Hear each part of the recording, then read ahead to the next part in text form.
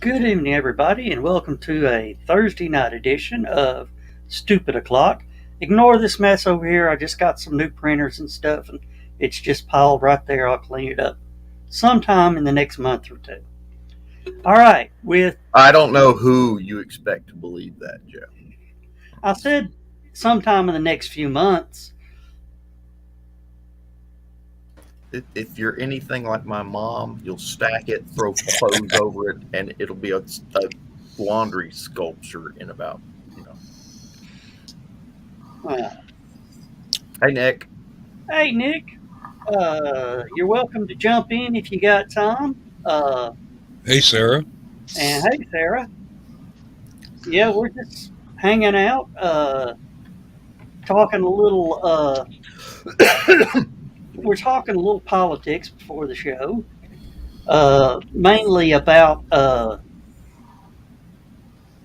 how one nation has underestimated another nation's ability to do something, and that nation has also underestimated the world retaliation. Have you heard the new thing that Russia said? What? That they're making up a list of companies that abandoned them, that they're going to nationalize, like McDonald's and Apple and all these other places. Basically, they want to go in and take over the shops and fine them and stuff like that. And it's like, fine, run the shops without the products. Yeah, really. Yeah. What you going to do with no inventory?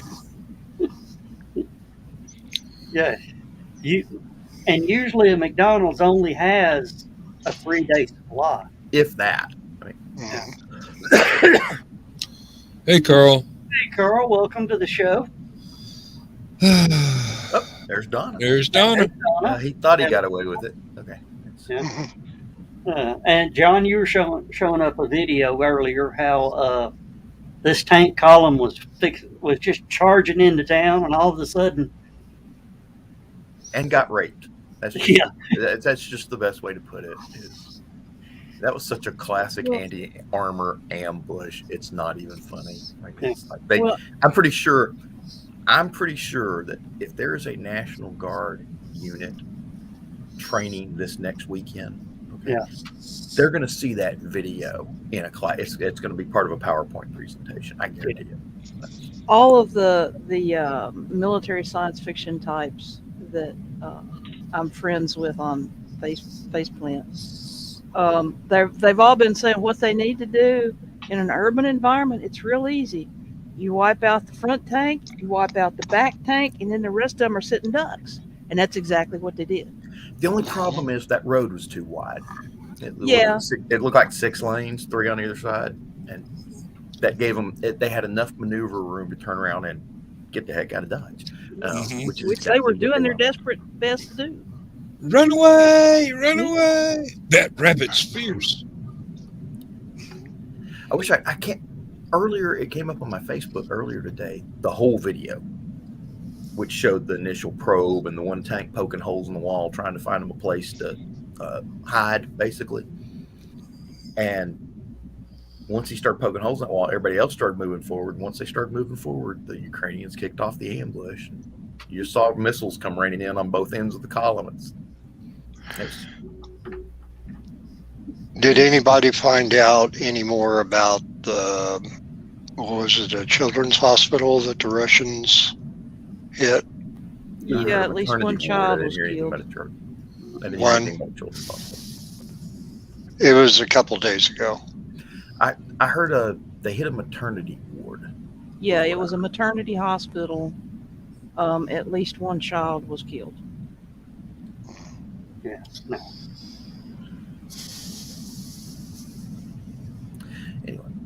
Anyway, Bill was asking earlier, and I figured I'd go ahead and explain it to everybody because it's kind of they've been talking about the Z that's painted on the front of the vehicles. Okay. And I think it's hilarious. I get to sit back and watch all these conspiracy theorists and New Age cultists talking about it and how it's a symbol for white supremacy and neo-fascism and all that sort of stuff. And I'm like, you idiots. I thought they hired Zorro. Russia and Ukraine use the exact same vehicles, the exact same equipment. Matter of fact, the T-80 tanks you've been seeing, there's one factory in Russia that makes them. There's the other factory was in Ukraine. It was in Kharkov. Okay, that one, when they quit making T-80s a long time ago.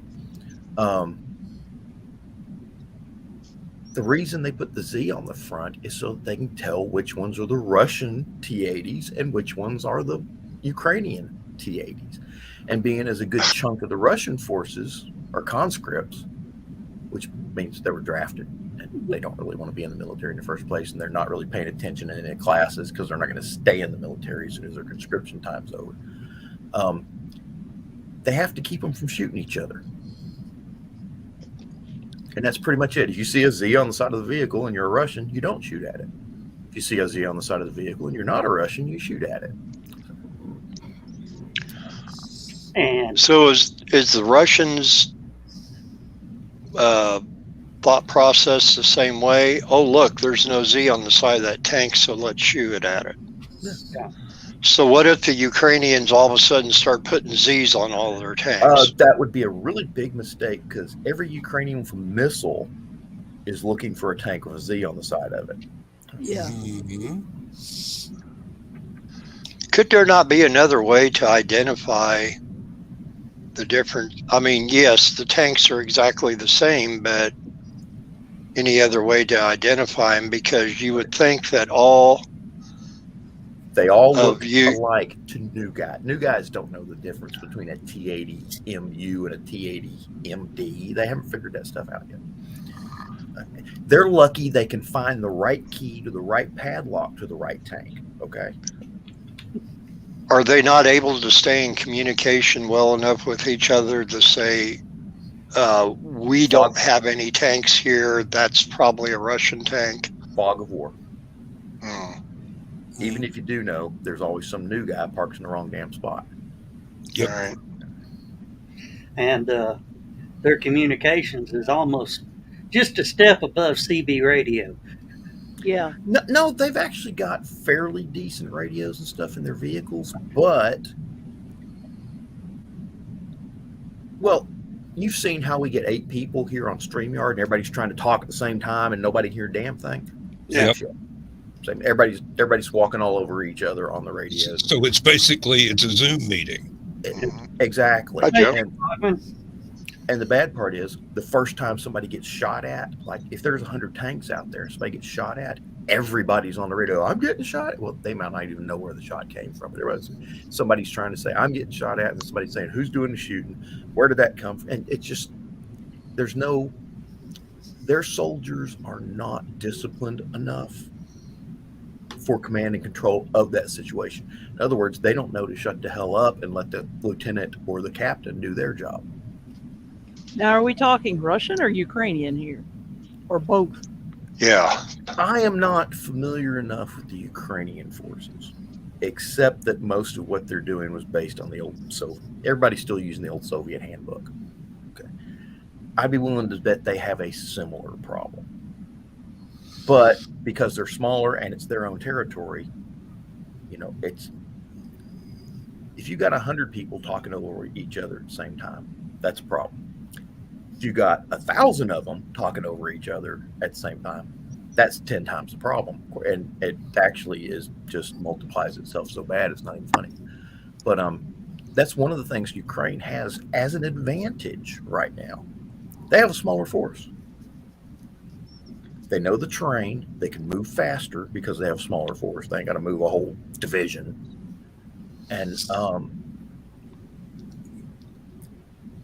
And anything the Russians do is going to get bogged down in logistics. Okay. Average tank gets about 3 miles a gallon. Has about a 90-gallon fuel tank. Has about roughly a 300-mile straight-on range from point A to point B. If you're doing point A to point B and back to point A, it only has a 150-mile range. That's why you see all the Russian tanks with the big 55-gallon fuel drums on the back. Is to extend the range of the tank. And the Nice T-80, target there. Yeah, that's what I was thinking. but it's outside the tank, and it's hanging off the back. So That's if it okay. Hey, Ted. That's, that cut down on their range. eventually, but that's actually the fuel they use first. In other words, it'll extend their range, but they'll drive so far, stop, use that fuel, dump the tanks, and then drive on. So, Well, which is my thought process was as long as you deprive them of any external tankage, then all they've got is internal, and that cuts back on how far they can go. But they're not in shooting range when they're using the externals, is what I'm understanding you saying. Yeah. The tank version of a drop tank. exactly. And probably they've got a truck coming behind picking up the tanks and filling them up, barrels and filling them up again. Exactly. So, Actually, John, oh, go ahead. no, I was just going to say I have another question for you, but first I got to do this because of your background. Meanwhile, at the Hall of Justice. Meanwhile, at the Hall of Justice. I'm sorry, I can't do Ted Knight, but anyway, no, seriously, my question now for you, in your I wear it opinion, like a hat. yeah, Yes. with how the Ukrainian military and civilians are handling things so far with things, and there's no end in sight so far, do you feel like anybody else will become involved, considering, because everybody's saying this is Russia, they can really tromp over Ukraine and they can do this, or they're, the talk of other things going on that would we jump in, or England or somebody else? If I were president of the United States, the first thing I'd have told Russia to do, get all your ships out of the Black Sea around Ukraine. Just get them away from the Crimea. We'll give you 3 days. And then I'd have started sinking ships. And just don't come through the Bosphorus Straits. That's keep your fleet bottled up in the Black Sea, and you'll be fine. And once you start doing that, once you take out all that sea power, and that's basically their air defense in that area. Once you take out that sea power, you're showing them, we're getting ready to get into this. You need to back off. Right now, when we pull out of Afghanistan the way we did, we send a message of weakness to the world. Right. Screwed that pooch royally. And the Russians saw that and they've run with it. And that is exactly what caused this problem. They see a new leader doing different things with the U.S. military, and then they think they can walk over us. But it makes me wonder if the whole thing with Ukraine is going to be something of a test, because I keep hearing people say, well, how long will it be before Russia tries coming our way? Exactly. And it's going to make NATO a lot stronger. And Russia, Russia thinks that if they can keep their own populace in this bubble, that the rest of the world, because the rest of the world is weak, according to Russians, that everything will go back the way it was, and they just have to, hold out until everybody starts wanting to do business with them again. Next winter, everybody's going to need fuel again. And that's what's going to, we put the sanctions in place. We got to keep in place. We need to quit sending them toilet paper. Now, supposedly the White House is saying today that there are all these opportunities to start drilling in the U.S. again that are not being taken advantage of. I wonder if this will push that any, considering everybody's talking about $5 a gallon gas or more. Actually, I see it going over $8. I went to Costco. Wednesday, there was a line out into the road to get into the fuel station there. And you're talking out to Cloud Springs Road, not the No, that access road that went over to Cabela's. Okay. But they had about a half a block of traffic. And when we were in Chicago Tuesday, there are stations up there over $5 already, just for regular, not premium. Chicago. Well, Yeah. Oh, Stephanie, if you noticed, Donna Carlene just says, Carl, the baby's at the bottom of the stairs wanting someone to carry him upstairs. Carl goes, I'm on my way. This is like a 5 to 6 month old kid.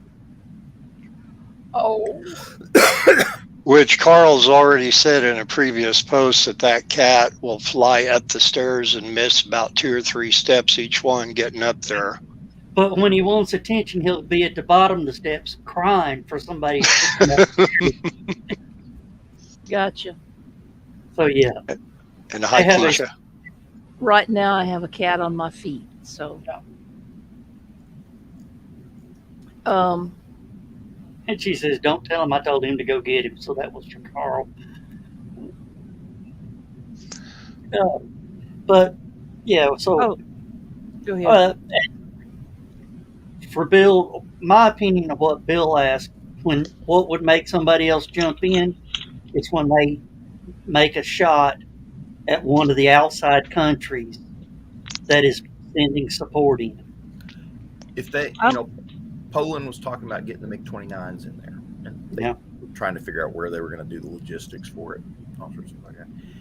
And the next thing you hear, Poland's moving Patriot air batteries into place along their border because they thought that Russia would throw missiles at whatever airfield that they were stationing those MiGs at. And if that had happened, there'd have been a lot of missiles flying after that. Oh, yeah. I saw an interesting video today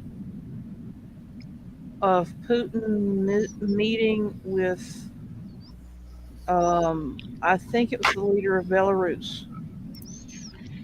And just to watch him, that was a real eye-opener. There is a neuromuscular problem there. And There's it's somebody. severe. There's somebody that said he may have Parkinson's. Oh, he may have had a stroke. Yes. The right foot and leg, he was basically having to kind of throw it forward rather than stepping forward. Kind of giving it one of those. And he had his hand was doing this, and it was on the same side. And so if that's the case, then there could be issues here too. In which case we can't trust him any further than we can throw him. Because there's no way of knowing what he's going to do. He's at the point Joe, he's got that. Yeah. I found that video. There's only one problem. It's from the British newspaper The Sun. Oh, Nope. nope. No. We don't have any fish to wrap. We don't need to be paying attention to it. Right. No. You don't understand. It's a good video. It's just that I can't put it on Stupid O'Clock because it's got their logo all over it.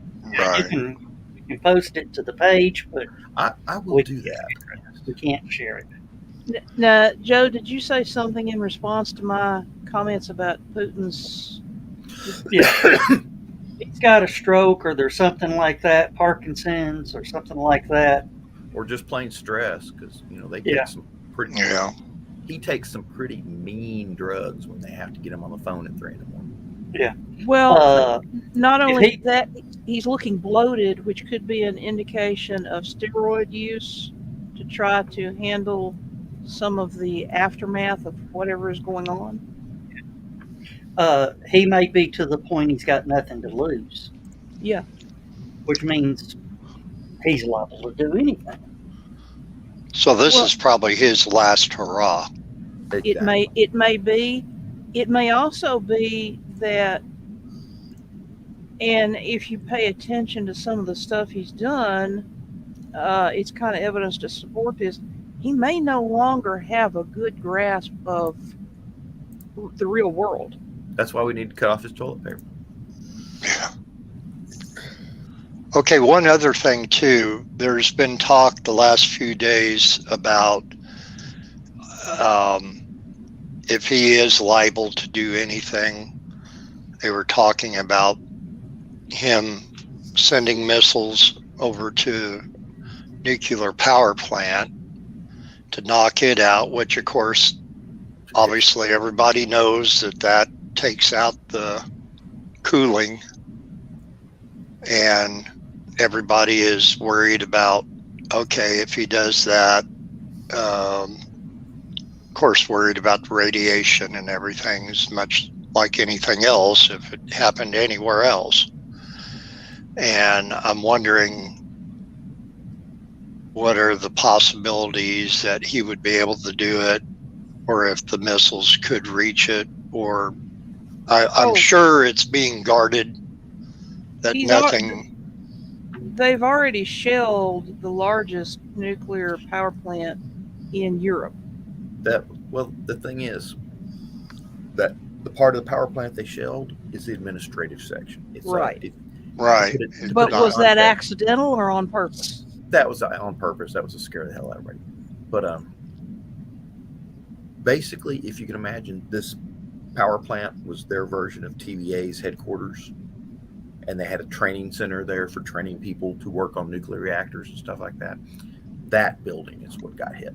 Yeah. So now the thing of it is, I do not know what the design of that particular reactor plant is. If it's one like our modern TVA stuff, not so much worry. If it's something closer to Chernobyl in design, and I realize there's probably multiple reactors there, so there may be multiple designs, but I would really love to know what design they're using there.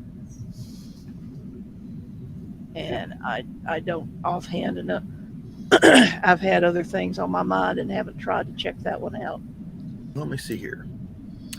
Okay. I believe the one we're speaking of is the I'm gonna murder this name. Zaporizhzhia nuclear power station. I think that's right. Yeah. Let me see here. Is the largest nuclear power plant in Europe, Mm-hmm. and among the 10 largest in the world. Mm-hmm. It was built by the Soviet Union.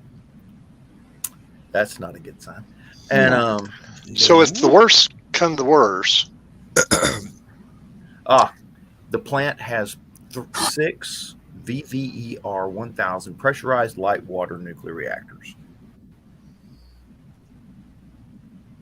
So apparently it's apparently it's a real nuclear reactor.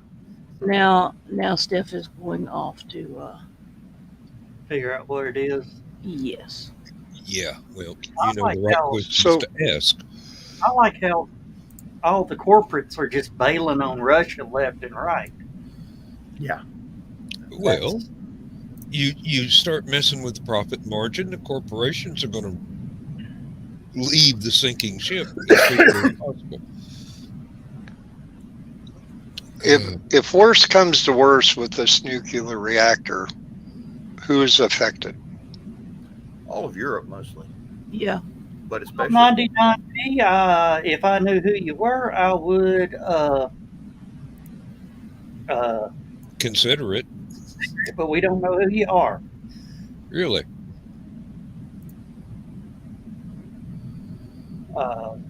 No offense, but yeah.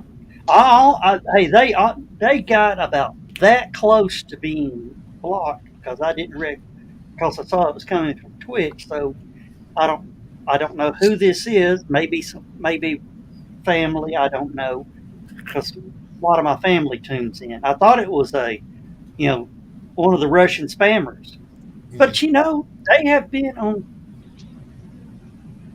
Oh, okay. It says you want to join in. You're just a hard fantasy. Okay. Yeah, Um. identify yourself. Yeah, really. Pop Yeah. Joe some private chat there to let him know who you Yeah. are.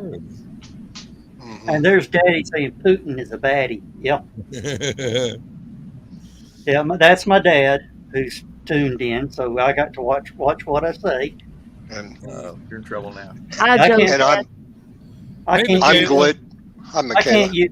I gotta behave some of my things I say. Mr. McKeel, make sure Joe cleans up all them boxes he said he was going to clean up. Yeah. I said I will get to it in a month or two. All right. I'm kind of You don't glitching have on to this keep end. mentioning it every 6 months. It will get done. Yeah. Especially if we got I'm to do ki- virtual next year. Might be the only way we can afford to do it. FYI, I'm kind of glitching on this end because we got bad weather coming through, snow and It's stuff. supposed to be here sometime about 11 o'clock. Yeah, Michaela's probably already have it. She's probably already got the snow. Yeah, she's taking a break from riding. Okay. We're supposed to get snow tomorrow night, believe it or not, here in Alabama. That's it. Yeah, and this isn't supposed to be much, an inch or two, but it's just the way it's moving. If we got that much down here in the South, it'd stop everything for a week. So what? I don't know if you answered or not. Getting back to that nuclear reactor, and like I said, it was glitching on this end. But if worse came to worse, and they did bomb it, who's affected? Yes. Europe. Depends on the wind direction for True. radiation and the any released particles. It is evidently a more advanced design than Chernobyl, which is at least a positive thing. I'm trying to find out. Yeah, okay, construction. I put in the the Wikipedia link on Stupid Clock. Okay. Construction in the 1970s. VVER 1000 was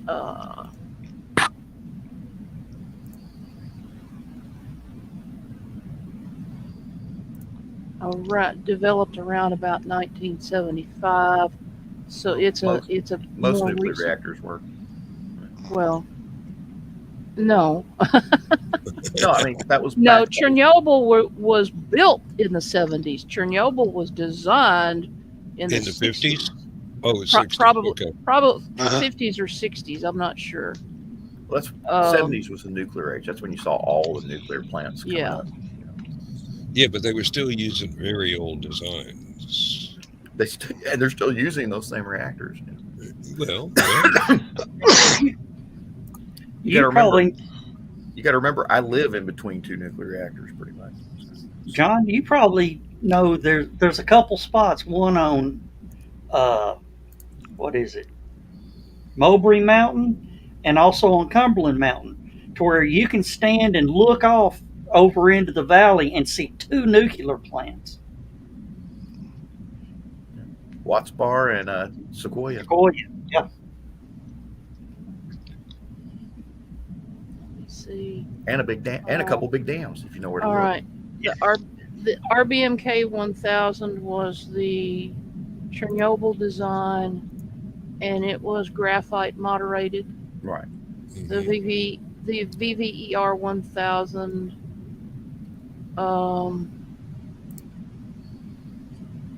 is the one in the big Right. one that we're talking about, and it was water moderated. Where I saw that someplace. Where the heck did I see it? It's pressurized water reactor, so yes, Yeah. it's probably water moderated. yeah, you did say light water, so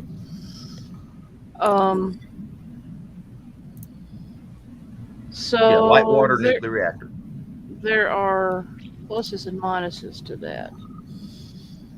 Because if the pumps get shut down, cooling's gone bye-bye. yep. Yeah, and that's what I heard. last couple days. A graphite reactor, as a general rule, if the power goes off, it's usually designed. The not rods only slam. The rods fall into place via gravity Hmm. and quenches the reaction. So I'm So not no sure. No China syndrome. Well, I mean, the Chernobyl was a graphite reactor, graphite moderated reactor with bad So- control rods. with bad control rods. And So, all the safeties turned off. Say the least. so I mean, it's one of those. If it can go wrong, it will. Now that reactor there in Belarus, Mhm. they added a passive heat removal system. And let me see. It doesn't say how it works. Well, there's a lot the of new ways. safety system includes aircraft crash protection, hydrogen recombiners, and a core catcher to contain A the what? molten reactor core in the event of severe accident. A core catcher, okay. The core catcher will be deployed. Oh wait, that's a different one. Yeah, good luck on that. Yeah, Michaela says so are effed. Yay. Pretty much. Well, Europe Yeah. is. Nick's got a good point too. If the reactor will, the coal generator plants will power back up, which serves certain industrial interests. True. Uh-huh. But I mean, it's just the things that he's having done are not sense making. You know what I'm saying? Yeah, we're not playing. Ukraine is not playing by his rules. No. And he's No, not playing nobody- with a full deck. And that's what I'm thinking is that he's not playing with a full deck, so there's no way anybody can play by his rules because nobody knows what those are. You know Well- what it reminds me of? It What? reminds me of a lot of what you saw in World War I in Europe, where you had this elite government and you had these elite generals giving orders to the military on the ground. The military on the ground was trying to tell them, we can't do this. We'll lose everybody. Generals go, oh, just try a little harder. Yeah. And they said, oh, well, we'll send in a couple more divisions after that division gets wiped out. And, it's that same European, let's throw more people into it mentality. Yeah. And the Russians, since I can't speak for before the days of the Soviets, but since the days of the Soviets, the Russians have had very little respect for human life. They don't mind throwing more bodies at it if that's what it takes. At least As long as they're not the rich, influential bodies. Right. As long as they're not the leaders. The leaders don't mind throwing as many, because Chernobyl proved that. Because they sent in a bucket brigade with no shielding to try to handle this thing, and everybody had one shot to get all the way through. They had Throw to your make bucket and then run out. and you run out, and you have X number of seconds to get from entrance to exit. And if somebody went down, there was no attempt made to rescue. They were dead where they fell. Uh-huh. And that was how they handled it. Yeah. And many of them are still laying there. yeah. Sort of. No, They did go in and clean all that stuff up eventually. So I don't know if they got that far in. Did they? And a lot of course, there's also the great parking lot over there, which is Ukraine's trying to figure out what's happened to it. Russia's trying to figure out what happened to it. Oh. But a lot of those vehicles are going missing. Well, there were people going in and stealing the parts out of them for a long time, so they started burying all of it. And most of it got buried, but it's not just that one area. There's other areas, depending on how hot the vehicle was. They said, well, that fire truck may be radioactive, but we might have a use for it if the fire starts in the nuclear plant again, and it won't matter if it's radioactive. Yeah, really. It matters to the people who have to operate it. If the people that drive it have to die. Yeah. But yeah, they were dead already. That's exactly it, and that is the mentality. So I mean, and this guy, remember, did he head up the KGB for a while, or was he? Yes. Yeah, Putin. He did. Yeah. That's where what Nick said. The problem, a normal person going nuts is one thing. A KGB nightmare losing his stability is a different mentality. Yeah. And that's the situation that we might be in. And frankly, and this scares the living out of me. I wouldn't, at this point, based on what I saw today, I wouldn't put it past him pushing a button. Yeah, all the kids today need to watch that movie. War Games. No, not War Games. The Day After? Day After. I was going to say The Day After Tomorrow, but that's that crazy science fiction. Whether... Yeah. Yeah, The Day After. That scared the hell out of me. There's another one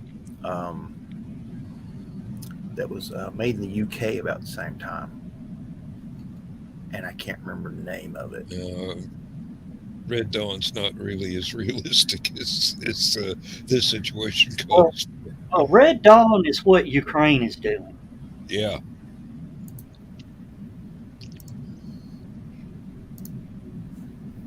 We live here. Yeah. Kind of makes you think about my favorite Twilight Zone episode with Burgess Meredith. Threads. Time enough at last. Threads was the British one. Oh. Yes. One of my wife's friends recommended that it. Well, he stated that, well, maybe it's about time we rewatch that as a group of their friends. And Lindsay goes, yeah, right. I didn't sleep for a week after I watched that the first time. It's interesting Nick mentioned China because,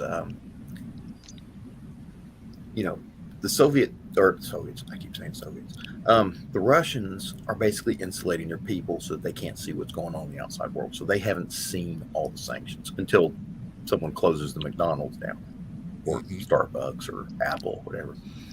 And,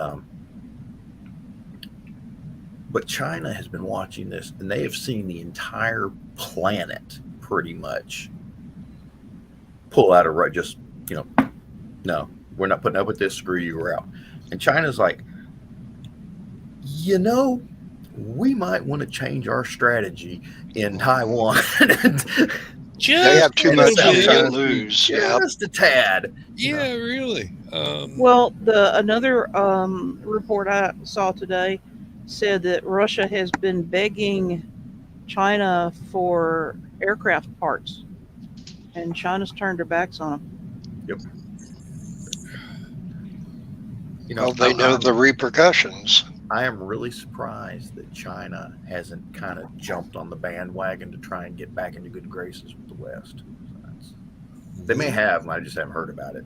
None of us have. They may be talking.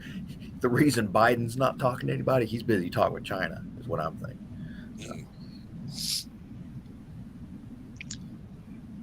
Poor old Iran. You remember them? They used to have a country. Vaguely. Yeah, they were in the news a while back. You remembered them if you lived in 1980. The nuclear talks or whatever, Russia pulled out of it. Americans aren't interested. Israel, nobody wants to talk to Iran right now. They're like, we have nuclear stuff. Everybody's like, yeah, we're busy. We've got real world problems, kid. North Korea's been launching, test launching missiles, and everybody's like, listen, when you get up to big boy level, call us. We're going to be busy over here with this mess. Just be careful with your slingshot, kid. Did you hear what you'll shoot your eye out with it? SpaceX did on their Starlink launch yesterday? Oh, I read about time to light this broomstick. Light this broomstick. Let freedom fly. Falcon 9's ready for go for launch. I mean, if that wasn't a slap, I don't know what was. One of these days we're going to have to start worrying about private individuals with their own nuclear force. What do you mean we? You've been doing that for years. Yeah, well, at least my cousin's stable. I mean, he hasn't shot off his 10 missiles yet, so they're expensive. Yeah. Oh, which shooting off missiles, and we were talking about the Gemini and Mercury. I just got to see the look on Stephanie's face when I say this movie, The Astronaut Farmer. Billy Bob.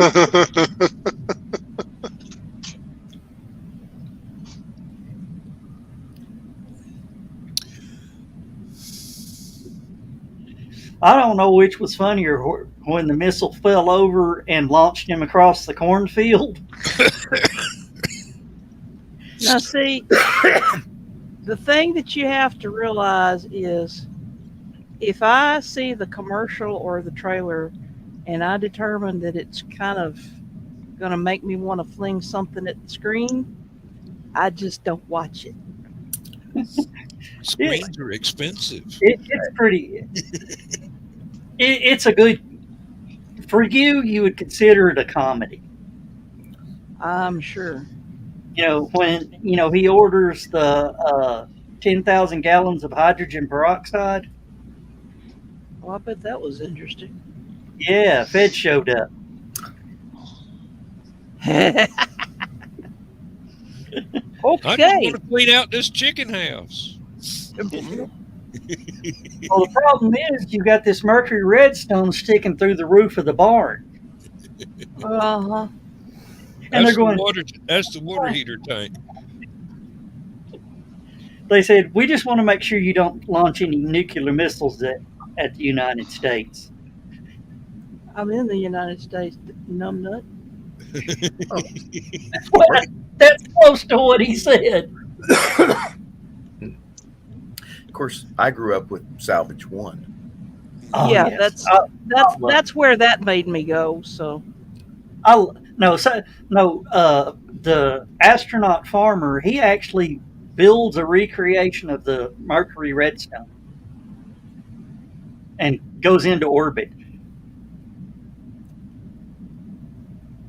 I noticed you didn't say comes back safely. He does, but it's nail biting.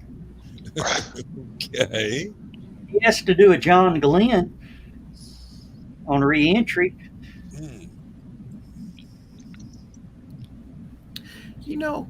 That does raise an interesting question. What? Can you imagine if you got your hands on some old Mercury capsule technology type stuff? Just you found a capsule sitting around somewhere, but you could go and refurbish it with modern technology like SpaceX kind of cabin stuff, And Be interesting. It would. It could be very interesting, Well, when that book comes out, you'll see my name on the cover. Well, I forget who. Seriously, that's part of the plot of one that I've turned over to the publisher, and I'm just in the pipeline waiting on news to where we can go through and do the re-edits.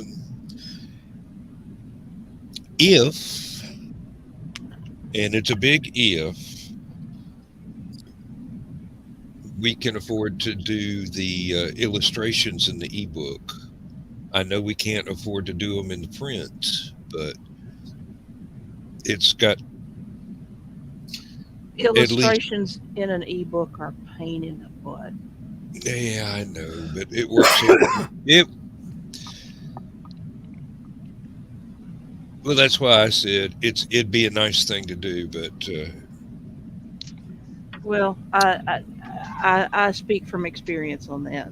A couple of my um, popular science ebooks are illustrated, and that has been trying to get that formatted correctly. mhm. I spent all day just formatting uh, imagery, and then when I went to convert it, spent yet another day reformatting imagery, and it Because is something always winds up in the middle of a page break. yeah. Yeah, um, believe me, I've done that over and over and over again with the same book, with just trying to be able to get something I can run through a normal printer and get a readable copy that I can use a yellow highlighter and go through and hunt down typos.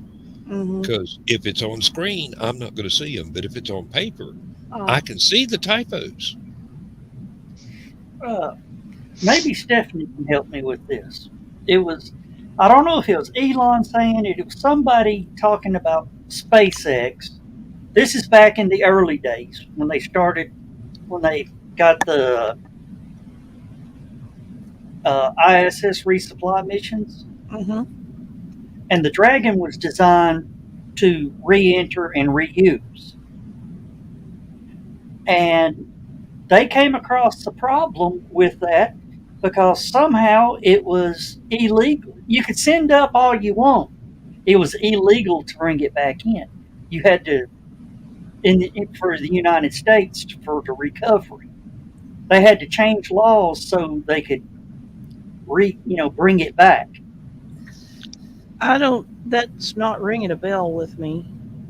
We brought stuff back on shuttle all the time, no No, problem. a private company.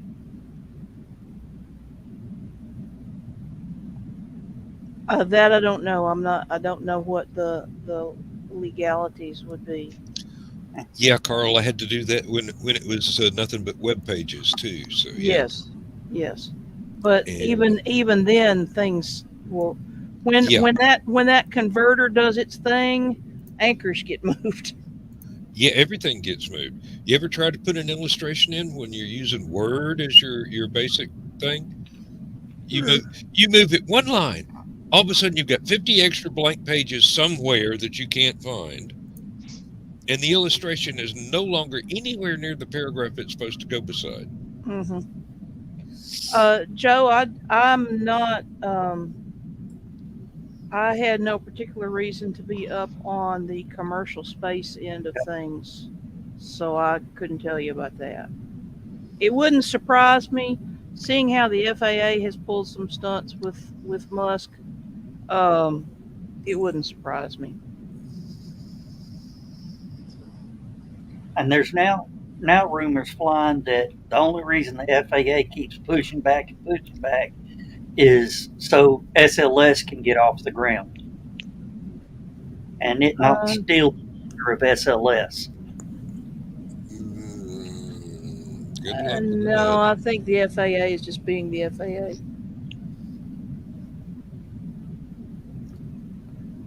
Yeah, well, that makes The sense. the the FAA is not, other than the fact that they're both governmental agencies. There's Yeah, no connection with NASA at all. Um, so the no fly zone around the Cape is as much for the Canaveral Air Force Base yeah.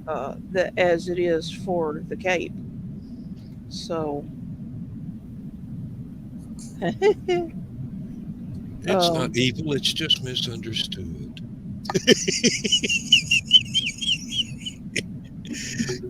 pay no Great. attention to the man, but never mind. Um, Y'all got to remember, my train of thought is easily derailed these days. What was I about to say, doggone it? Talking Something about the about trains of canal. thought. No. Yeah. I know that when Travis um, had his Rocket City Rednecks show, they had to get I think it's called a NOTAM, Yeah. for the region when they shot off their rocket. So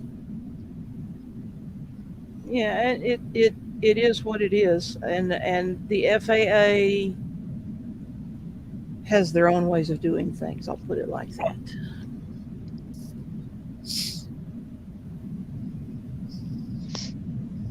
I'm trying very hard to be diplomatic here.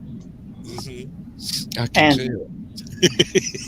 not only do these independent rocket companies have to deal with the FAA, they've also got to deal with the FCC.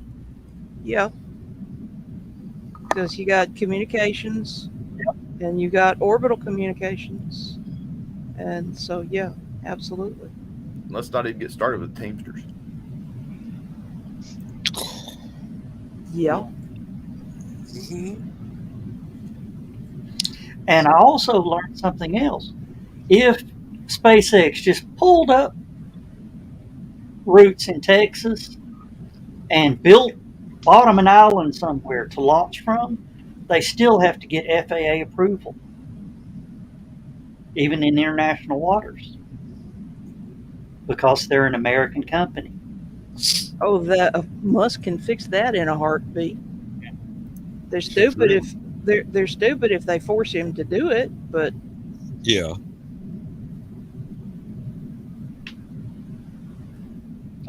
Yes. yes. It would have to be. I mean, nothing else has got the power density you need for that. Good night, Joe. Good night, Joe.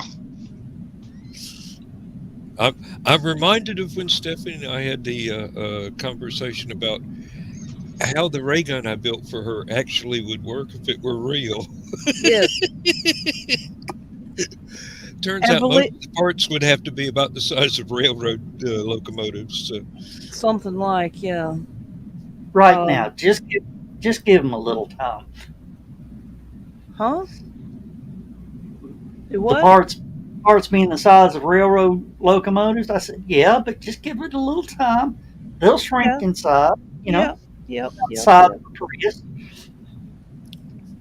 So, but yeah, and so then I took it and I modified it, and I actually worked out how it would work and used it in my Division 1 series. Yes. And I thought that turned out rather nicely. Yes, and every time I see one of your characters pull out a Winchester and Tesla, I'm going, yes. I thought you'd like that. Yes, I do. Of course, it's about mounting them. Having to mount these lasers on the nuclear vessels. I could actually see it now. Fire, and the whole vessel just stands on its nose for a second, then picks up and goes on. Well, have you ever seen when they use their standard guns and fire broadside, how far the ship gets knocked? Well, the reason the nuclear vessels would stop is because when they fired, it'd pull power from the engine. Yeah. Oh, I got you. Okay. Okay, now we can flip this breaker back. There was this thing I saw decades ago where they were talking about mounting lasers on submarines, and it would be mounted there would be a reflector in the top of a periscope that would go up out of the water, open up, reflector would come out, they'd shoot the laser up this periscope type thing, and the laser beam go out and intercept stuff. How very Johnny Quest like. Good luck with that. What were they using for the mirror? I don't know, because most good lasers that strong would melt right through the mirror. That or all you really need to do is reflector. which I don't know if that counts as a mirror. It does. It's a mirror. It's just it may be some sort of polished metal, but the first mirrors were polished metal. So and have to be huh? gold. Yeah, well, they were gold, Silver. copper, bronze. Um, to this day, silver is what produces modern mirrors. So, yes, I see a question, John. I was just reading about I was telling you about that armor ambush in Ukraine. Uh Apparently, one of the vehicles they got was the commander. huh. So they got him a colonel. And they Good. popped it. Popcorn. Yeah, really. I What think is that it? one vehicle you saw. Oh, Jiffy Pop. Jiffy Pop. Pop goes the weasel. Yeah. Oh, I was thinking that they played Little Bunny Foo Foo, We should. picking up the field marshals and bopping them on the head. It's like a whack-a-mole. Mm. More like whack a troll. They are. Yes. Yes, Yep. they are. Yes. But they're not designed to reflect lasers. That's No. the point. Yeah. Yeah, and see the thing of it is the laser would ablate that away really, really fast. You would literally evaporate the metal, sublimate the metal. If it's that powerful to take out something, yeah, it's Yeah. It really. you have to come directly out of the end of the gun. And you wouldn't want, I mean,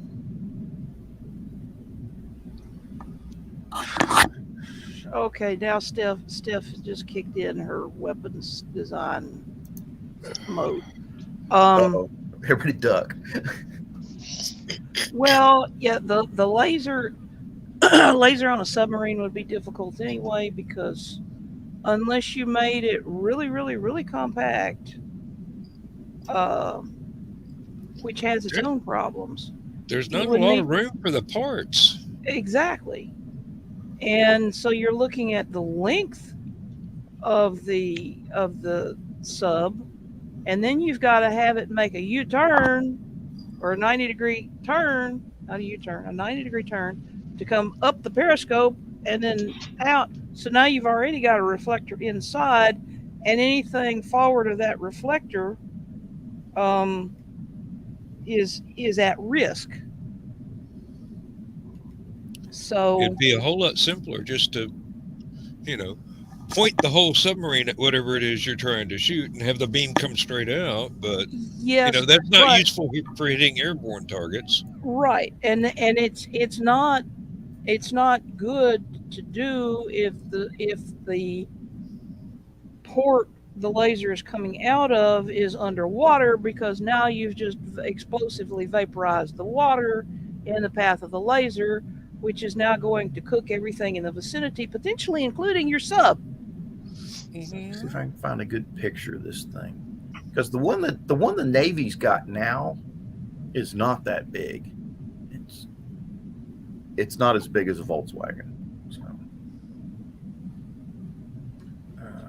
Honey, if it's as big as a Volkswagen, it's big for a laser. well, not for Navy guns. I mean,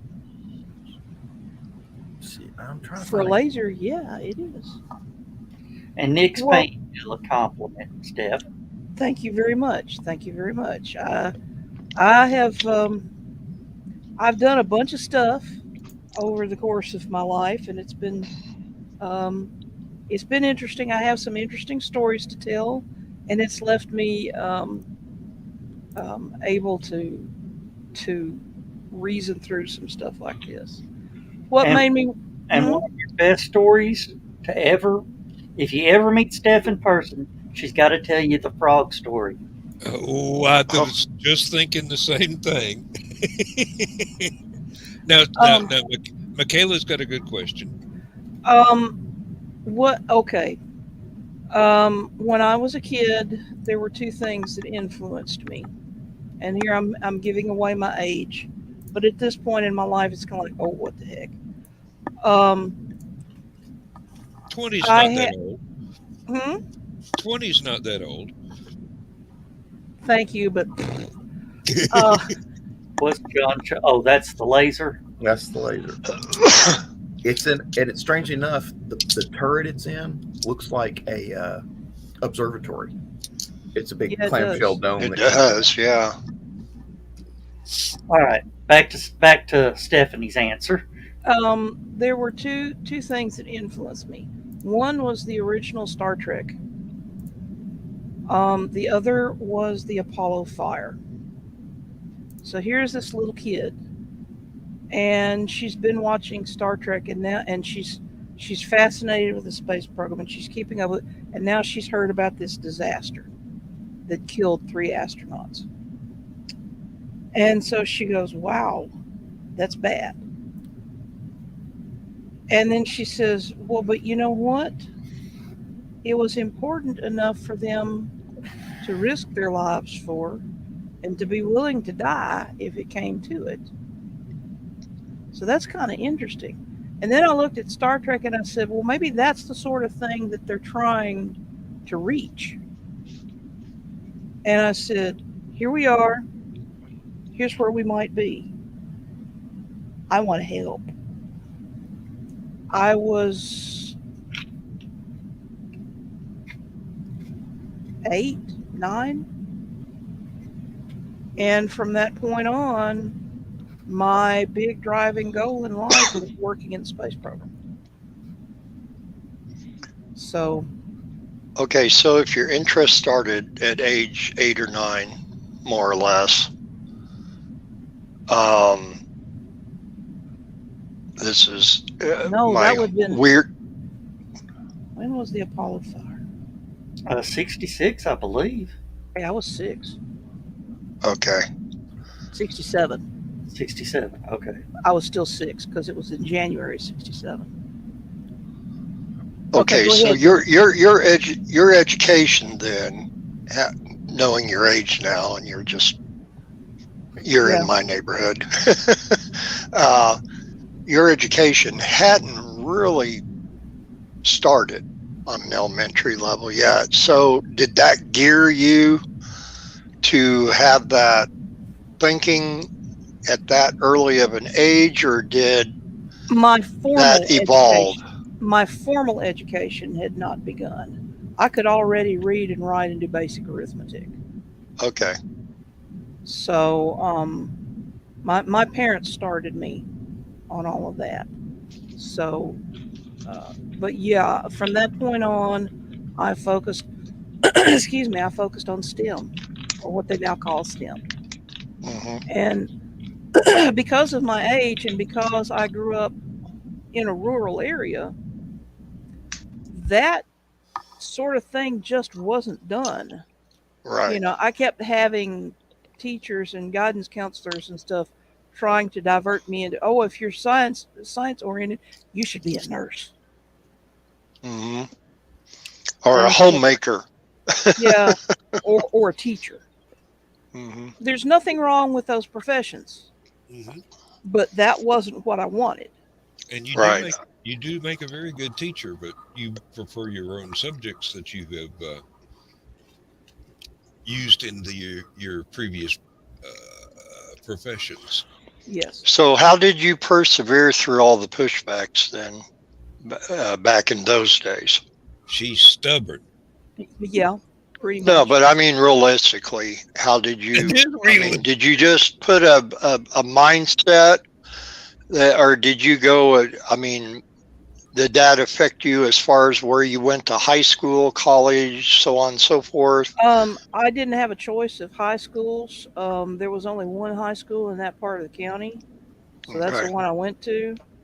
I picked my subjects for graduate and undergraduate school, and that helped determine where I went. So you know, from there, it was just gritting my teeth and chugging through it. Okay. And when you guys talk about your old Commodore computer, Stephanie, wants to do the. Honey, I was using an old Commodore computer with a Hershey bar modem when I was in grad school Well, to work from home. I'm thinking of your college days of the Commodore computer. They didn't have those when I was in undergraduate school, dear. The punch cards. What was your mascot? Let's go P. Oh, you. Austin P State Yeah, that's right. University That's was my right. undergraduate. Okay. It was my undergraduate school. Yeah. So The slogan was "Let's go P." okay, It I was was the thinking. governors. I was thinking the other one in that. Vanderbilt. Yeah. What am I missing on Vanderbilt? The Vanderbilt Commodores. Oh well. Okay. But yeah, I mean, when I was in undergraduate school, it was big mainframe computers. We didn't have PCs at all. Those didn't start cropping up. Those were a spinoff of gaming, and those didn't start cropping up until I was in graduate school. And I had a Yeah, Joe Commodore, Dog. I had a Commodore 64 with a Hershey bar modem and my TV to work from home on my master's degree. So The only Commodore she had was Lionel Richie on a 33 and a third record.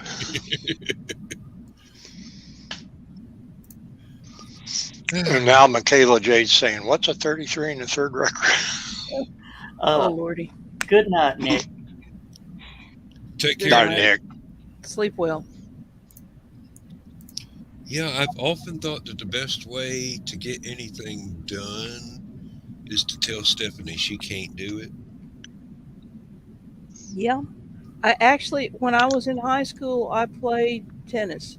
I played on the school team. It was the first year of the school team. And the coach actually motivated me by telling me I couldn't beat the opponent. And I was like, watch me.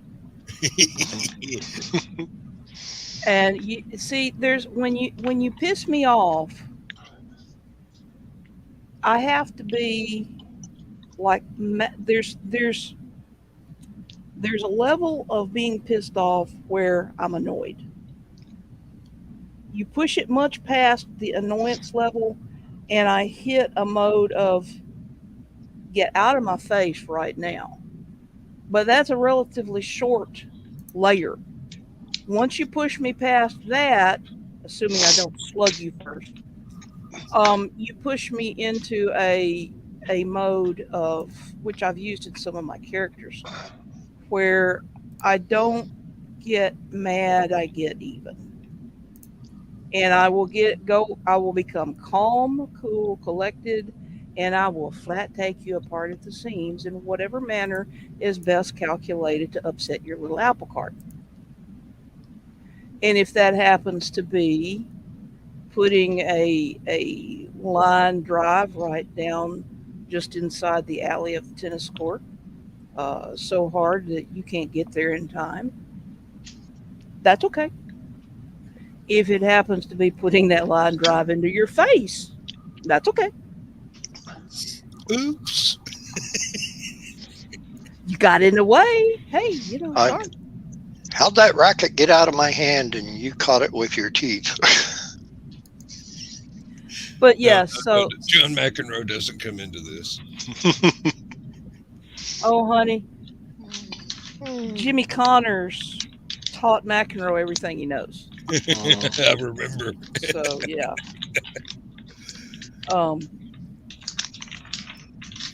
But yeah, okay. I am such an old fart. Oh, I remember when my mom was a. Did you notice the other 4 people on this show? So She looks at me and thinks I'm a young whippersnapper. You are. okay, who's the oldest person here? Yeah, I'll be 65 this year, so. Who's the youngest person here? Yeah, it's a twist between me and John. When's your birthday, John? April 13th. Okay, John's the baby. Oh, okay. Okay. John's the baby by just a few months. Anyway, I just, it's kind of interesting because this is gonna sound weird and okay. Um, yeah, but y'all are not actually on the screen at the moment. Yeah. That's where I was going with it. We're not going to say you don't count. You're just not on the screen. Right.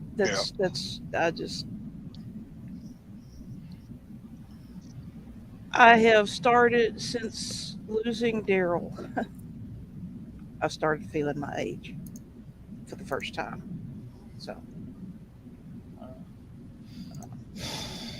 and so and I hesitated to bring that up, but it's just to explain where I'm coming from about the I'm older than dirt. Like it's this sudden revelation. For me, it kind of is.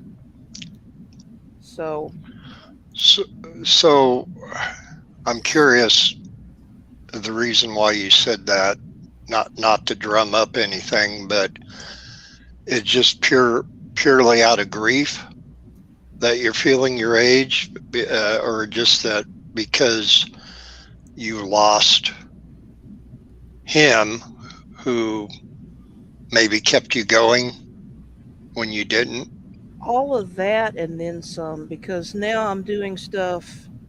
Now I'm doing everything, and with a body that isn't as resilient as it used to be. And so, like, I today I wound up wandering all around the store looking for stuff, groceries. I wound up talking to a neighbor outside and standing in one place for half an hour talking, and lifting gallon jugs of water and all this kind of stuff. And my back is absolutely screaming, pitching fits tonight. I was going to say your knees for standing in one place for half an hour. I can actually flex the knees a little bit, but the back still has to bear the weight. And since the body has kind of limped out into the Michelin Man figure, because of the insulin resistance,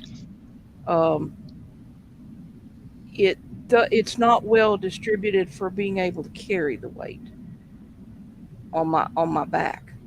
Am I making sense what I'm trying to say? Yeah.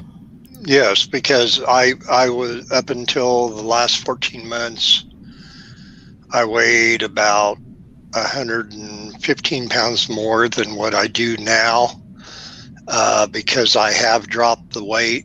My bone on bone knees, which is both of my knees. Me too. Although I'm still bone on bone, and when weather changes, like tonight, I feel it. But the less weight on them helps me out so much. Well, I don't walk with a cane right now because of that. I'm bone on bone in both knees also. Mm-hmm. But the insulin resistance is not for anything that I did wrong in eating or anything like that. Right. Yeah. I know. I have polycystic ovary syndrome, and severe insulin resistance is a part of that syndrome. And so basically, what I refer to as the giant mutant cyst from hell, which was an ovarian cyst that blew up to 25 pounds worth of water balloon inside my gut, nearly killed me because the weight was cutting off the blood vessels. It was collapsing the blood vessels that supplied my intestines. So if it had been gone on much longer, I would not be here, and it would have been a particularly nasty death. That was about the time that Stephanie and I met, actually. Yeah. And so the orthopedist keeps telling me, you need to lose weight so we can do these knee replacements. And the gynecologist and the endocrinologist keeps telling me, oh no, honey, you're never going to lose weight. If you cut out all carbs, the most you can hope for is not to gain any more weight. Yeah. So I'm just by way of taking them all and sending them into a barn with each with a tobacco stick and sealing up the barn so the one person comes out that's I was going to say, they can lay into each other. But time to get another opinion, because this is your health, your life that's concerned, and I have tried everything that I know to lose weight because once again the stubborn kicked in. And I was like, okay, I'm going to prove them wrong, because at that point in time I was an ACE certified personal trainer. I used to do non-competitive bodybuilding. The only reason I did not compete was because I did not feel it was healthy for a childbearing age woman to get that ripped that would be required for competition. So I went through everything that I could to lose weight, and I could not do it. I could not do it. I tried everything I knew. The only way I have actually lost any weight was right after Daryl's death. I basically just stopped eating. And so starvation diet works, but then when I nearly passed out in Walmart, everybody was like, "You need to do something." So now I've gained it all back plus some, because I started eating again. Well, and my body was like, "Sorry, go ahead, Bill." No, go ahead. No, the body, because I didn't eat, the body got into a starvation mode, and so when I started eating again, it grabbed it and stored it all away. All right, go ahead. I was going to say, I know with me, the part of my reason for losing weight is mindset. I have not changed a lot of what I eat. I used to eat mostly carbs, and I do eat fruit, some vegetables, not as much as my bestie would like me to, but I've been trying. But most of the time, it's like, okay, well, Tuesday we went to Trader Joe's. Here's what tonight's snack is. But I've ate this almost 2 hours now, 2 out of the whole package, little small things. So with me, it's the amounts. Now, the other thing that is allowing me to lose weight, which is not a good thing, is I have a hiatal hernia on this side here that's pushed my stomach all the way up to my heart. And I've been able to control it reasonably by simply taking Gas-X pills after I eat each meal.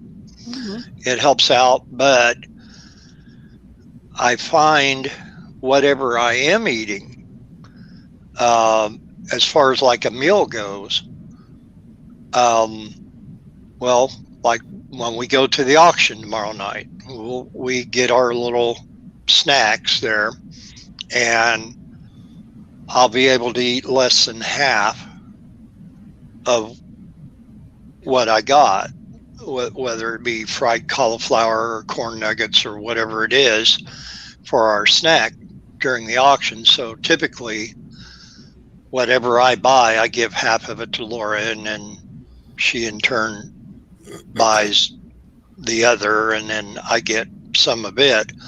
But I get this full feeling, and I think that might be due to the hiatal hernia. So when I was in the hospital and the gastrologist put the tube down my throat, the scope, to see what was going on, which at that time it was my bleeding ulcer that put me in there. I have an appointment with him a week from tomorrow for a follow-up, and I'm going to ask him a lot of these questions because it's hard for me to get through most of a meal, let alone finish it. I can eat about half of whatever is on my plate. And then I get this full feeling. And if I try to force myself, then I feel like I could be running to the bathroom real quick. So, Could that be part of your ulcer problem too? Possibly. When my ulcer was, well, I've had bleeding ulcers since the early 90s, but typically I've been able to control it, usually with Prilosec, omeprazole, whatever. This last time, because it was, the ulcer was bleeding into my stomach from my upper GI tract, I wasn't able to have it controlled with what I had here. They had to go run that wonderful hose through my nose down into my throat, which is a pain like you will not believe, and suck all that coffee ground brown blood and bile and everything else out of my stomach. And of course, without getting my stomach acids sucked out. You know, I need that, but Subject horse. I'm looking for the change of subject horse. yeah. Quickly. Well, I'm surprised that the doctors have not treated you with antibiotics, because as a general rule, ulcers are caused by the H. pylori bacterium, and they're susceptible to antibiotics. So he's giving me where I was on 20 milligram of omeprazole, taken as needed. The gastrologist has prescribed 40 milligram of Protonics twice a day. That's supposedly to keep it from bleeding again. Okay. But as far as antibiotics, no. I never, even when I was in the hospital, I'd never received. They had put intravenously gave me Protonics, and there was another one for the nausea. It starts with an R, and I can't remember the name of it. And as far as I know, that's all they did. As far as any meds, I mean, they did plenty of everything else. But that really shocks me. Well, the one thing the gastrologist told me, he says he's always usually advising against surgery for hiatal hernias, just complications and other things. He said I might be one of the rare cases where he would say yes.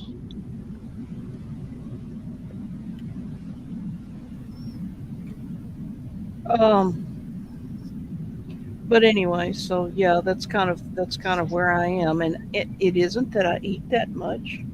It isn't that I eat badly, but basically, and everybody's like, "Oh, but you need to be eating salads and pastas and stuff." Like, no, because salads, yeah, depending on what's on the salad. Pastas will go right here because that's carbs.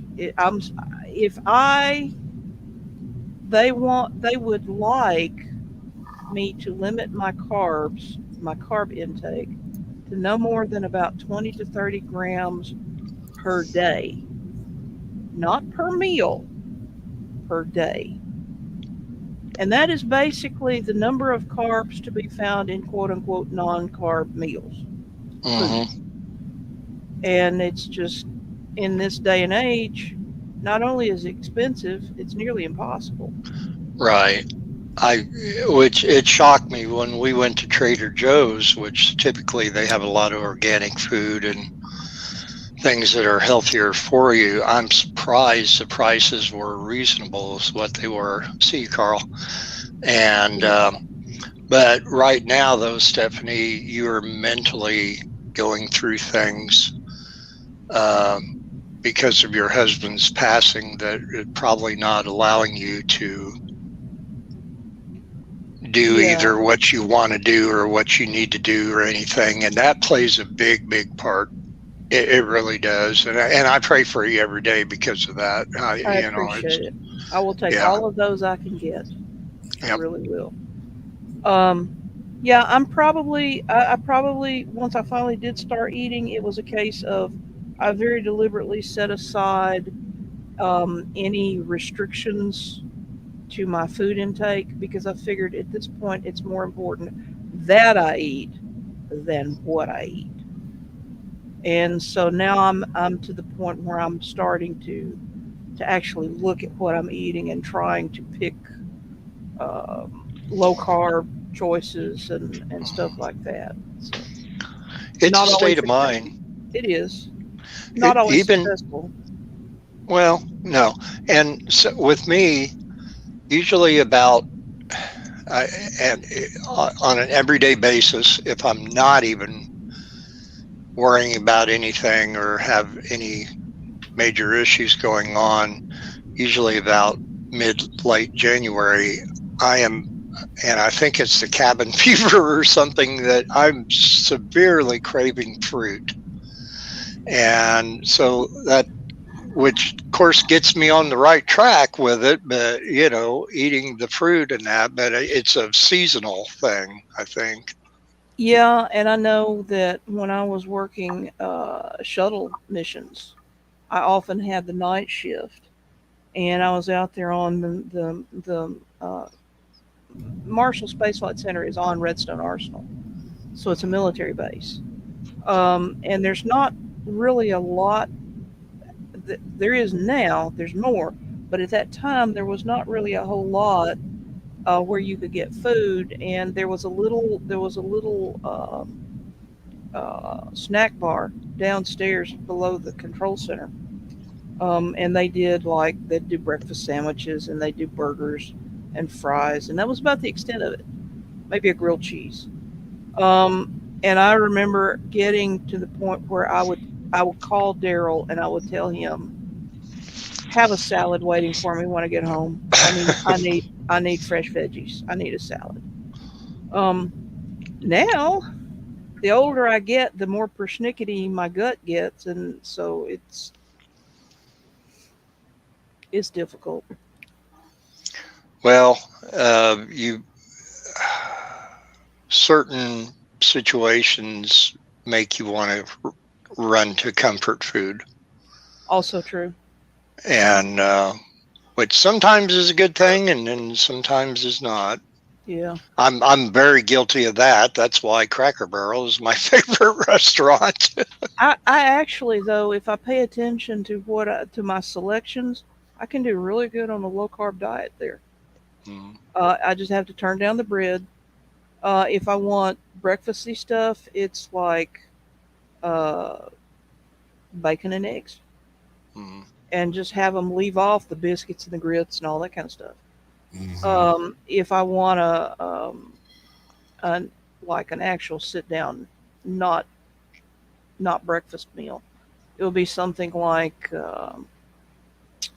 oh gee, the ham or the meatloaf or a chicken breast with green beans and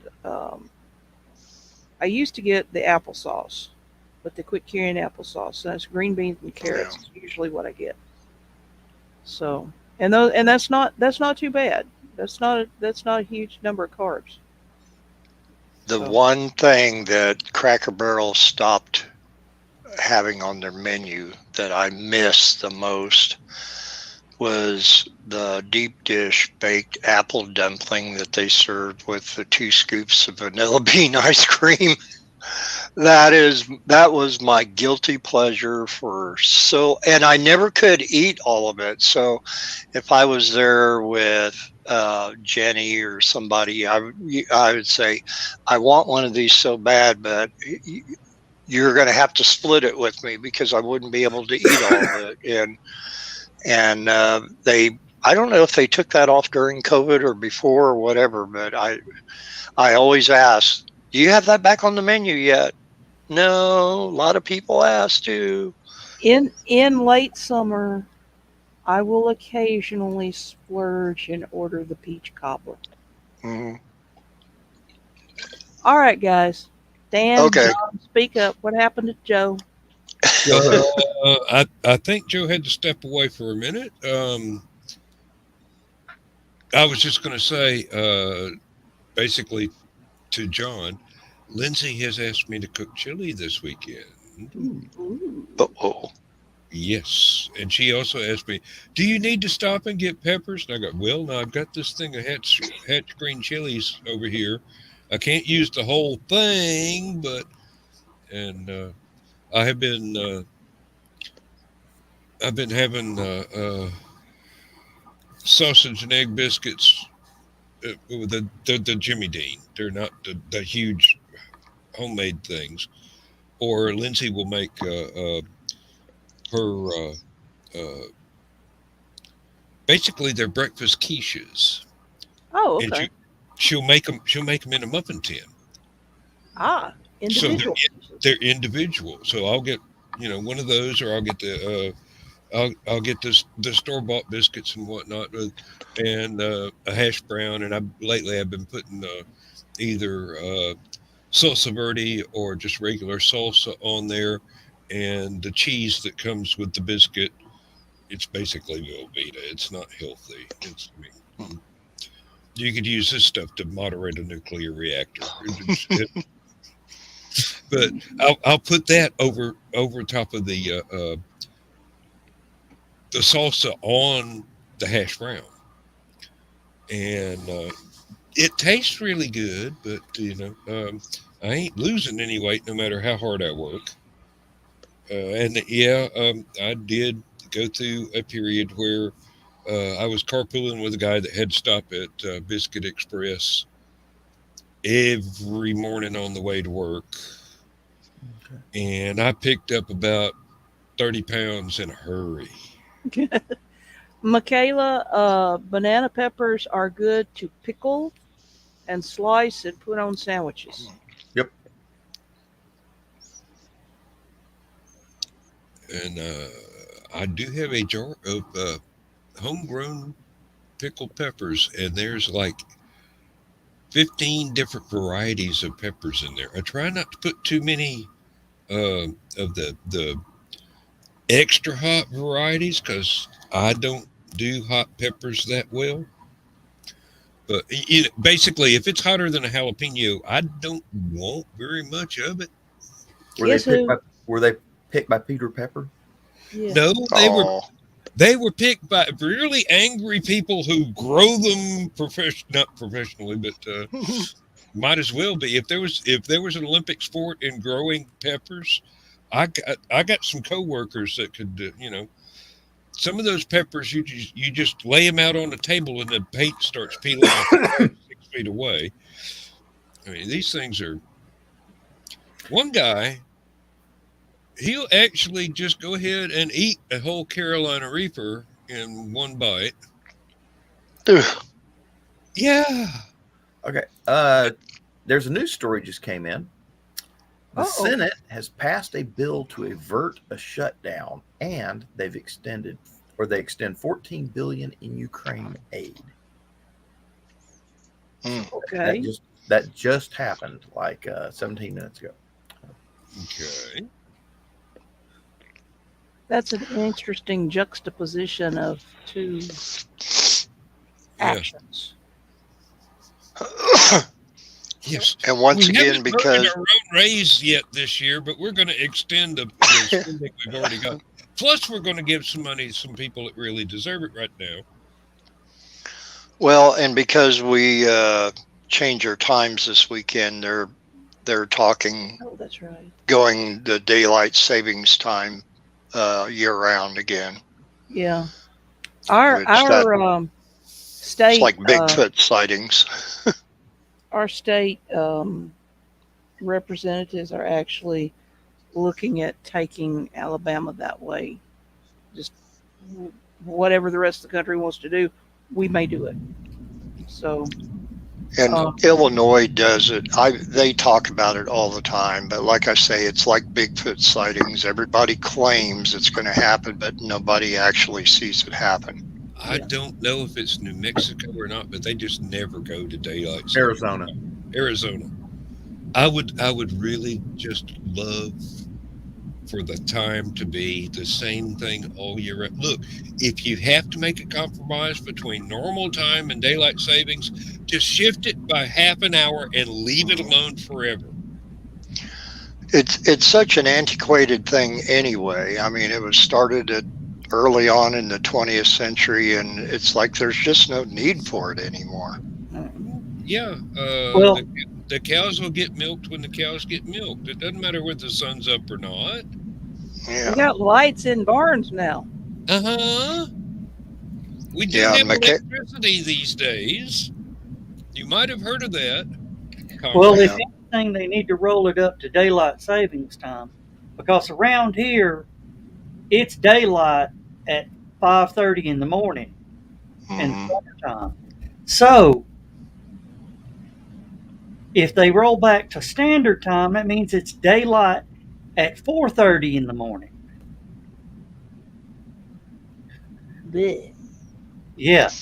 Does anybody really know what time? And in the wintertime, it's daylight at 8 o'clock in the morning. Does anybody really care, John? Does anybody really know what time it is? No. Yes.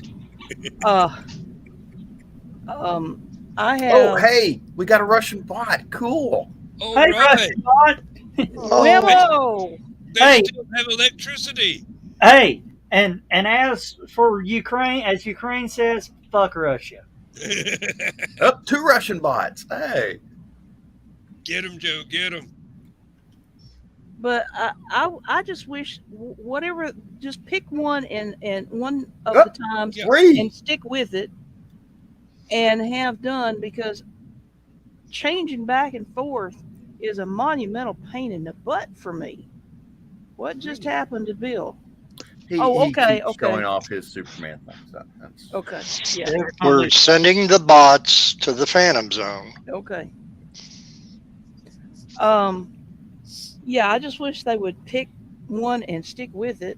Yeah. And quit changing back and forth, because I hate the changing back and forth. It doesn't matter which one. In my stage of life, it doesn't matter which one anymore. Just pick one and don't ever change it again. Bingo. John, I just saw the weather. They're calling 4 to 6 inches Ooh. in Chattanooga. Right. Well, let me check mine then, because it was 1 to 3. And Hey, John, were you in the U.S. on March 13th of 1993? Unfortunately, yes. And stuck at home? It's sort of, yeah. Even Dan remembers that day. Okay, Saturday the 12th. The high is only going to be 33. The low is going to be 16. Wait a minute. Let me make sure if I got the right. no, you're right. Good night, Sarah. Yep. Ringo. Good night, Okay. Sarah. Good night, Sarah. One of the problems of being in the military is I start getting weather updates occasionally from other places I've been. So Yeah, I have to double got check the zip code. here in Huntsville. It's going to be Saturday's going to have a high of 33 and a low of 17. Yeah, And see yeah, here. So anything that comes down is going to be fluffy. Very cold. Well, the thing of it is, the ground is still warm, Yeah. so it probably will melt, but it may well freeze back. Well, that's what they said in 93 too, and Also true. 24 inches later. Yeah, 2 feet later. Yeah, we got Could you imagine between 9 o'clock. Could you Oh, imagine go ahead, Joe. I'm what sorry. melted had become snow if the ground was cold? Because if you don't remember, just 2 days before that hit, it was in the 70s. Yeah, you're right. It was. And everybody's going, it's been too warm. It'll never stick. It'll never stick. What the heck is a snow shower? Um. Okay, you've got heavy rain. You've got brief, relatively light rain, and you've got sprinkles. Okay. Right. All right. It's the snow equivalent of that brief light rain. Because what I'm looking at, they see at 3 a.m. we have a rain snow mix. At 4 Yeah. we have snow. At 5 we have snow. At 6 we have snow, and then from 7 and 8 o'clock we have snow showers. Okay, so that's kind of like what happened the other day when it sort of rained off and on all day. It's going to snow off and on all day. Well, no, that they've only got it listed for 2 hours. Well, snow off. Well, and on over here they got between 9 o'clock tonight to 9 o'clock tomorrow morning, possibly 2 inches of snow. Tomorrow is supposed to be a high of like 33, but Saturday is supposed to be a high of like 24, and we're going to have sub-zero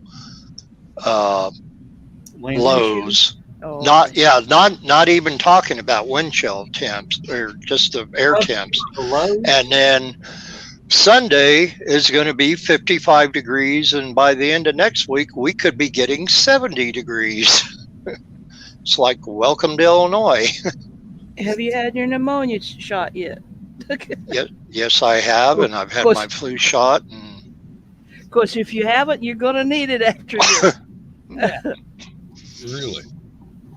We got the attitude, welcome to Georgia. If you don't like the weather, wait 5 minutes. It'll still be 98% humidity.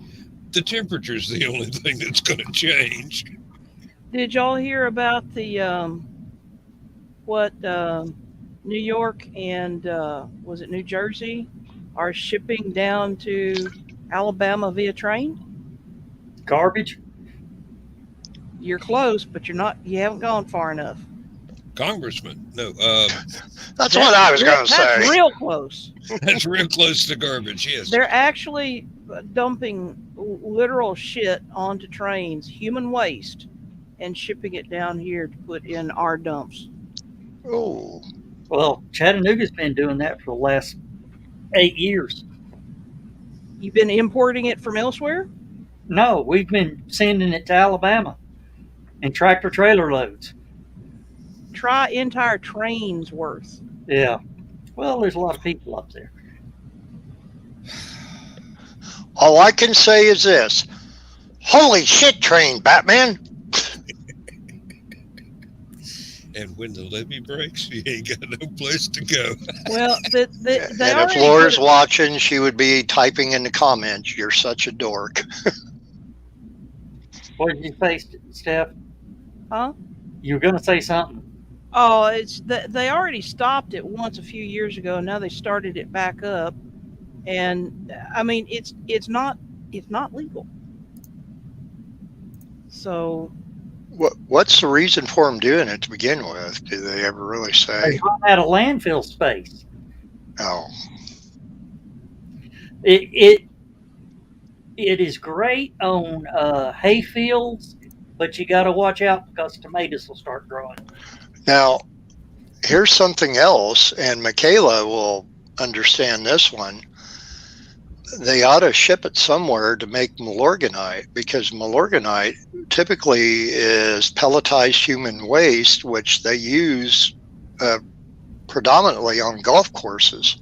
But it's also really good around rose bushes and things of that nature, too. But Dan got from New York.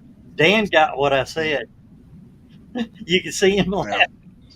No, this was about Bill's remark, and I'm going, yeah, there's an awful lot of shit on golf courses. Mostly they're walking around in expensive clothes, but... Oh, I thought you were talking about where they just hit the woods for a few minutes. I'm wondering, have they never heard of these no longer viable coal mines in Appalachia? Man-made outhouses there, just fill them up. No, another thing that's happened when I worked at... Go ahead. Well, I was just going to say, when I worked at Menards, I was training a girl out there one summer. Just the things that we normally do out in the garden center. And I told her, well, one of the things we did do on soils and mulches and such, any broken bags, we would get together, we would put them in a big Menards recovery bag, which is just like a big thick mill clear plastic garbage bag, and we would mark the price half price for just a quick sell. So she asked, she came in. I always came in the morning, and she come in around noon, and she would relieve me when I would go to lunch. She goes, "What do you want me to work on while I'm going to lunch?" And I said, "Well, I was going to have you work on all the broken bags. It's getting ready to rain, so don't mess with the Milorganite." So I go to lunch, I come back an hour later, and she comes walking up, and I smelled her about 25 feet before she got up close to me. She was real go-getter, energetic young girl who thought, I'm going to go get those broken bags of Milorganite and put them in recovery bags. Of course, it had been raining, which made the Milorganite wet. She got it on her, and long story short, she had to go home and change clothes and take a shower. Sometimes that don't even work. Yeah. Where were you going, Stephanie? Oh, I was going in a completely different direction. The other big news out of the state capital is that Alabama is now a no permit required concealed carry state. So. No, I had another one of the sewage treatment stories. Oh, this is a good one, John. This happened on Amnicola Highway. That's when they were hauling it from Moccasin Bend up to Summit Landfill. And this one guy got sort of a good soupy load. And all of a sudden, this car cuts over in front of him and stops to turn into that Golden Gallon there, midways down. Not the one near the police station, but further down. He said he felt it when he hit his brakes. He felt it surge one more time. He had enough time to reach up and pull that lid down on the Mack truck for ventilation. But his windows were still down. Oh! Needless to say, the car got covered up too. Oh. Okay, in the same vein, I was watching canal boat videos from England tonight, and a couple of the guys on one boat, one of them experienced having to empty a cassette toilet for the first time. See, there are several different kinds of toilets on boats. This one, basically, it turned out to be a chamber pot. Pretty much. Mm-hmm. And he did not know that.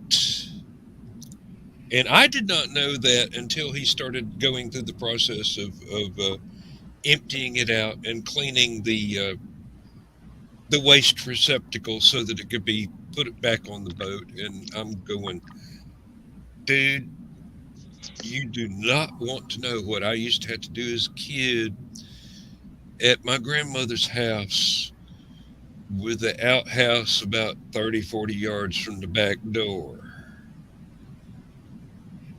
Tote that chamber pot down there every morning before daylight. Dump it out.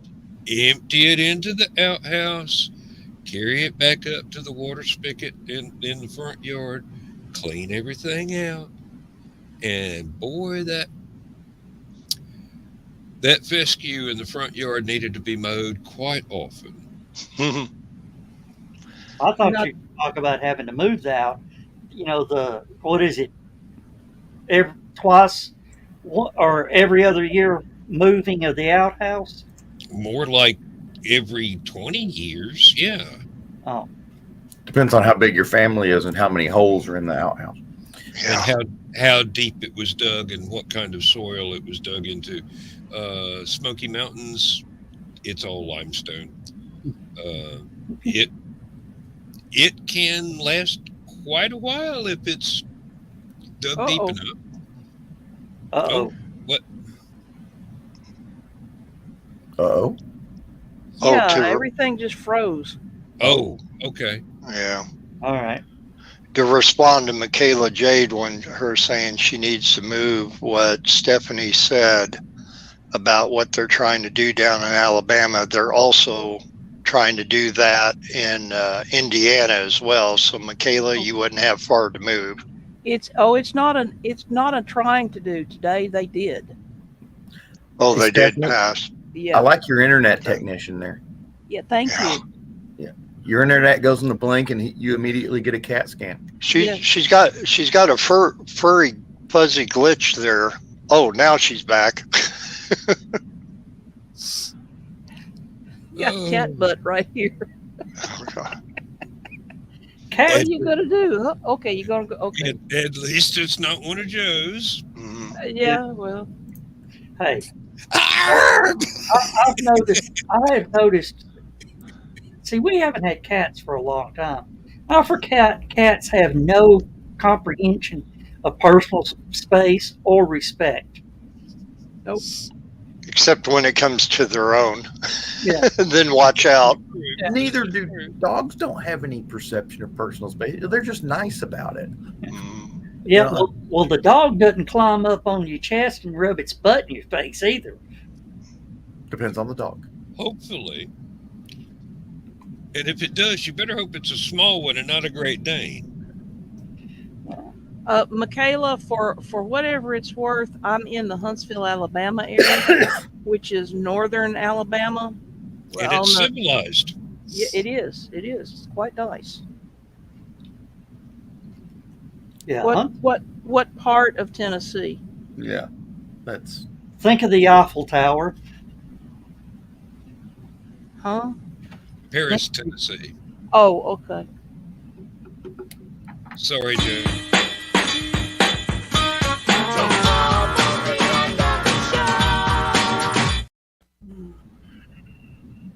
Well, I was apologizing, but Oh. you know. okay. Continue. Troy and Dothan is nice also. Yes, it is. I've been through there. Dothan, Alabama. Yep. My best friend was born in Dothan, grew up in Which is right next to the U.S. Army's aviation school at Fort Rucker, Alabama. Which, strange enough, I believe that is the big town next to Fort Rucker is Dothan, Alabama. hmm. Oh, yeah. And then Yeah. there is the town spelled Arab. Arab. No, don't you dare call it that, Why? because they'll correct you. It's like Lafayette and Lafayette, world of difference. In Alabama, Yeah, it's Arab. That's how they say it. Because it's within rock chunking distance of where I am. okay. I thought they pronounced it. They call it Arab. Um, There's a town real close to where I'm at. Essentially, the name of the town is Dracula without the R. Yeah. It is Dracula. pronounced Dracula. I Now, know. imagine my surprise when I tried to pronounce it the way that I thought it should have been pronounced. Dracula. Yeah. Well, there is that Yeah. old cartoon, Count Duckula. Yeah, well. We have a city just north of us called Whoa. Whoa. Whoa. It's spelled Whitwell. Now, this is not the same case as Merida. Yeah. That is a cultural choice in that area. I knew somebody that lived there and pronounced it as Marietta. Oh, wow. Hmm. Must have been an import. What? That's in Georgia? Yeah. Hmm. How is it pronounced then? Most of the locals say Merida. It's spelled Marietta. Hmm. Okay. Yeah, well, Donna, just come on down. Come on down. It's cheaper. There's no income tax. There's no state income tax, and we have the best internet in the nation. Yeah, that's one negative about Alabama is that they do have a state income tax. I should say we. Georgia does too. Yeah. I grew up in Tennessee. I grew up in Clarksville, which is not far from Paris. We used to play the Paris football team. I still think of myself as a Tennessean. I've lived here longer than I lived in Tennessee, but I still think of myself as a Tennessean. And Dan's off running, and we're going to have to start wrapping the show up. Okay. Yeah, we're at the 2-minute mark. I'm going to go ahead and get Dan's shows pulled up on me. That way I can get his show started. Do I need to shut down this one? No. You're gonna do both of them? Yeah, I can. You're bilingual? I can try to do both of them. Yeah, Dan's already got it set up over there. But yeah, we're going to have to go ahead and wrap up the show. Yep, it's that time, Donna. So it's time to say goodnight, everybody. Good night, everybody. Good night, everybody. Vaya con Dios, amigos. Saturday night.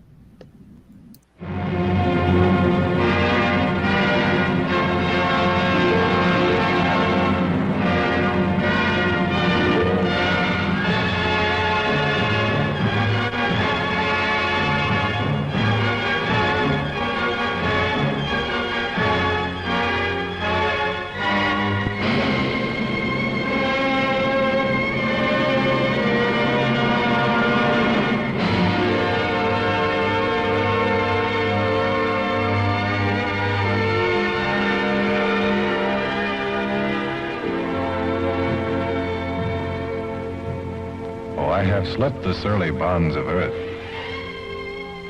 and danced the skies on laughter-silvered wings.